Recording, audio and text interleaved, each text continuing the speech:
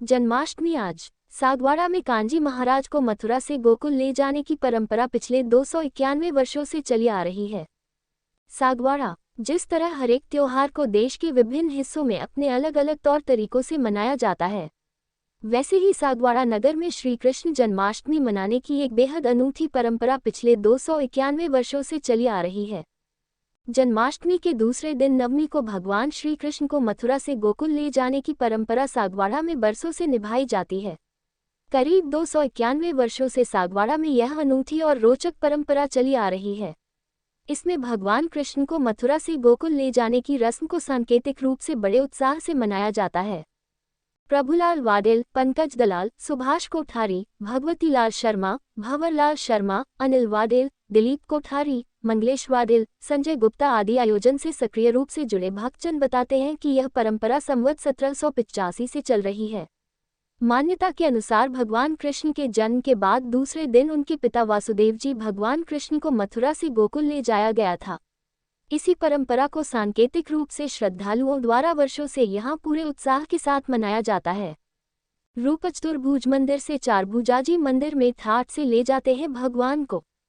परंपरा के अनुसार कृष्ण जन्मोत्सव के दूसरे दिन शुक्लवाड़ा में स्थित रूपचतुर्भुज मंदिर में समाजजन एकत्रित होते हैं, जहां भगवान की पूजा अर्चना कर आरती के बाद मंदिर के पुजारी महाराज के घर से श्री कृष्ण की प्रतिमा को पालकी में विराजित कर भक्तजन सिर पर पालकी धारण कर जुलूस के रूप में चारभुजा मंदिर के लिए रवाना होते हैं।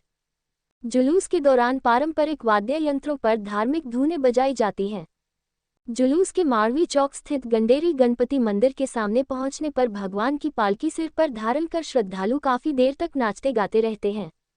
श्रद्धालुओं में सिर पर पालकी धारण करने की होड़ लग जाती है, जिसके बाद माड़वी चौक होते हुए जुलूस चारभुजाजी मंदिर पहुंचता है, जहां भजन कीर्तन एवं आरती के बाद प्रसाद वितरण किया जाता है। यहां भगवान को झूले में झुलाने के बाद वापस उसी तरह शोभा यात्रा के रूप में वापस उसी घर ले जाया जाता है। आयोजन पारंपरिक रूप से नेमा महाजन और खेदुआ ब्राह्मण समाज के तत्वावधान में होता है, लेकिन इसमें सोमपुरा समाज, दर्जी समाज, पंचाल समाज, सेवक समाज, सोनी समाज, ब्राह्मण भाग लेते हैं। पूर्व में भगवान की प्रतिमा को चुरा तो लिया, चोर जंगल में ही छोड़ गए।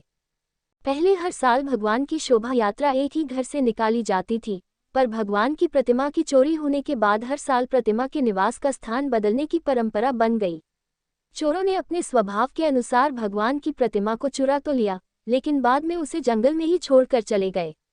प्रतिमा काफी समय तक जंगल में पड़ी रही। इसके बाद किसी वैष्णव को भगवान ने स्वप्न में प्रतिमा को यहाँ से लाने को कहा, जिसके बाद से हर वर्ष जन्माष्टमी के दिन भगवान का निवास बदलने की परंपरा बन गई।